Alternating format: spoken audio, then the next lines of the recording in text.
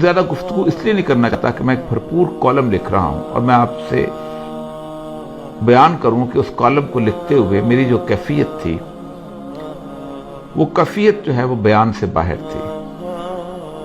میں کالم پڑھ کے سنا دیتا ہوں اس لیے کہ اس کالم کے بعد میرے پاس کوئی اور لفظ ایسے نہیں بچیں گے کہ میں اس تقریر پر تبصرہ کر سکوں۔ یہ کالم خالصتاً سید الانبیاء صلی اللہ علیہ وسلم کے حوالے سے، اسلام فوبیا کے حوالے سے مسلمانوں کی آواز کو اس عالمی فورم پر بلند کرنے کی بات ہے۔ باقی تمام مسائل جو ہیں وہ اور طریقے سے حل ہوتے ہیں، لیکن اسلام فوبیا یا رسول اللہ صلی اللہ علیہ وسلم کی گستاخی جو ہے یہ زبان و بیان کا مسئلہ تھا، اور اس کا مقابلہ بھی زبان و بیان سے اور قلم و قلم سے ہو سکتا تھا، اور وہ انتہائی خوبصورتی کے ساتھ کیا گیا۔ میں آپ کو کالم آپ کی نظر کرتا ہوں، یہ انشاءاللہ عزیز آپ اخبارات میں بھی پڑھ لیں گے، لیکن میں یہ خراج عقیدت ہے جو عمران خان صاحب کو دینا چاہتا ہوں۔ 31 اکتوبر 1929 کو غازی علم الدین شہید کو اس میاں والی کے علاقے میں جیل میں تختہ دار پر لٹکایا گیا، جہاں سے عمران خان کے دودھیال کا بھی تعلق ہے۔ لیکن کس قدر حیرت کی بات ہے کہ اس عاشق رسول کے آباء اجداد میں سے بابا لہنا نے جب اسلام قبول کیا تو اس نے لاہور کے سرحدی علاقے برکی ہڈیارہ میں آ کر ٹھکانہ بنایا۔ یہ وہی برکی ہے جو عمران خان کا ننہال ہے۔ مجھے کوئی مماثلت نہیں ڈھونڈنی، میں تو حیرت میں گم آج سے 90 سال قبل آنکھوں میں آنسو لیے علامہ اقبال کے اس چہرے کو اپنے تصور میں لا رہا ہوں جو غازی علم الدین شہید کو لحد میں اتارتے ہوئے ہچکیوں سے رو رہا تھا۔ میاں والی میں شہید کو دفن کرنے کے بعد جب مسلمانوں کا ایک وفد علامہ محمد اقبال، سر محمد شفیع اور مولانا ظفر علی خان کے ساتھ گورنر پنجاب سے ملا اور غازی علم الدین کے جسد مبارک کی حوالگی کی درخواست کی تو اس یقین دہانی پر مان لی گئی کہ امن عامہ کی ذمہ داری آپ لوگوں پر ہی ہوگی۔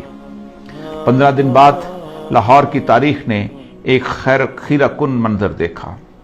غازی علم الدین کا جسد مبارک ایسا تر و تازہ تھا کہ چہرے پر غسل کے پانی کے قطرے چمک رہے تھے، یوں لگتا تھا جیسے ابھی ابھی غازی علم الدین شہید وضو کر کے آئے ہوں۔ لاہور کی تاریخ کا سب سے بڑا جنازہ 5.5 میل طویل کون تھا جو اس سعادت سے محروم رہتا؟ شہید کو لحد میں مولانا دیدار علی شاہ اور علامہ اقبال نے اتارا۔ میت کے سرہانے کھڑے آنسوں سے تر اس عاشق رسول اندلیب باغ حجاز اور پروانہ رسالت علامہ اقبال نے کہا، ترخان کا بیٹا آج ہم پڑھے لکھوں سے بازی لے گیا اور ہم دیکھتے ہی رہ گئے۔ ہر وہ شخص جو سید الانبیاء کے ناموس اور حرمت سے محبت کرتا ہے، اس کی کیفیت اس وقت بالکل ویسی تھی جب عمران خان عالمی فورم پر سید الانبیاء صلی اللہ علیہ وسلم سے مسلم امت کی والہانہ محبتوں کا اظہار کر رہا تھا۔ ایسے میں میرے پاس اسے نظر کرنے کے لیے آنکھوں میں ڈبڈباتے ہوئے آنسوں کے سوا کچھ نہ تھا۔ کون ہے جس کا دل زخمی نہیں ہے؟ کس کی راتیں سالوں سے بے خوابی میں نہیں گزرتی کہ اس کے پیارے رسول صلی اللہ علیہ وسلم کی شان میں روزانہ گستاخی ہوتی ہے اور وہ بے بس و لاچار ہے، اس کے بس میں کچھ نہیں۔ وہ پکار کر بتانا چاہتا ہے کہ میں اس مدینے والی سرکار سے اپنی ماں، باپ، بہن، بھائی اور اولاد سے زیادہ محبت کرتا ہوں، اور یہ میرا آخری سرمایہ ہے، یہی میرے ایمان کی جمع پونجی ہے۔ لیکن اس کی آواز سدا بصہرا ہے۔ وہ کوئی مولوی ہے تو بس جمعہ کے خطبے میں آواز بلند کر لیتا ہے، کسی تحریک کا سربراہ ہے تو جلوس نکال لیتا ہے، دھرنا دیتا ہے، مفتی ہے تو فتویٰ دیتا ہے، کالم نگار دانشور ہے تو کالم لکھتا ہے، ٹی وی پر گفتگو کرتا ہے۔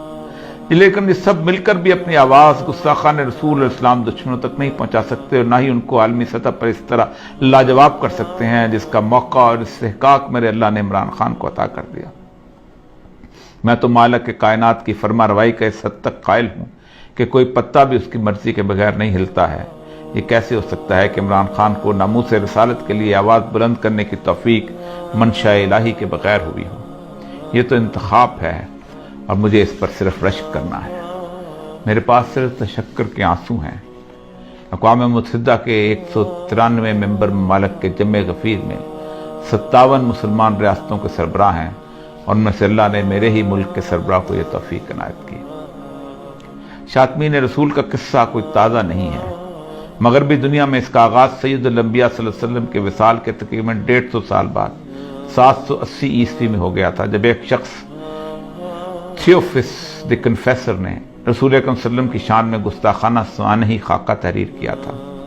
یہ واحد شخص ہے جسے اپنے زمانے کے عیسائیوں کے دونوں بڑے گروہ یعنی رومن کیتھولک اور مشرقی آرتھوڈاکس نے 12 مارچ 817 میں اس کی موت کے بعد اسے ایک قابل احترام سینٹ کا درجہ دیا اور اسے پوری عیسائیت کا مشترکہ راہب قرار دیا۔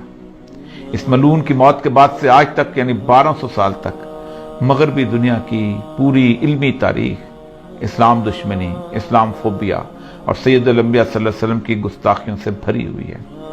کوئی بڑا مورخ اٹھا لیں، آپ کو اس کی تحریروں میں اسلام اور سید الانبیاء صلی اللہ علیہ وسلم سے نفرت ملے گی۔ یہ نفرت اور تعصب ان کی تحریروں میں اتنا واضح ہے کہ وہ تکلیف دہ حد تک جھوٹ بولنے سے بھی گریز نہیں کرتے۔ آپ کوئی بڑا نام لے لیں، William Muir, Margoliouth, Max Weber, doctor Sprenger, Toynbee, sir Hamilton Gibb, Montgomery Ward, Thomas Carlyle, غرض ایک لمبی فہرست ہے جس میں ہر کسی نے ہر صدی میں اس جرم میں حصہ ڈالا۔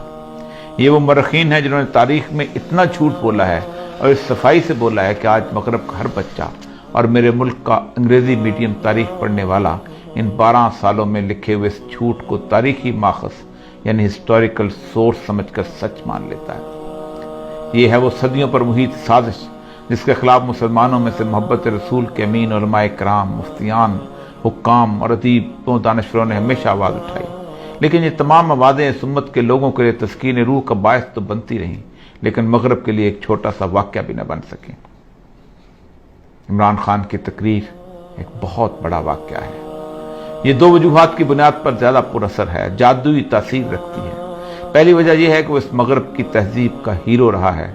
اسے یورپ کے نوجوان لڑکے اور لڑکیوں نے دہائیوں تک اپنے دل کا شہزادہ، ہارٹ تھروب بنا رکھا تھا۔ ایسا شخص جب میرے آقا سرکار دو عالم صلی اللہ علیہ وسلم کی ناموس کا پرچم اٹھاتا ہے تو پھر مغرب سوچنے پر مجبور ہو جاتا ہے۔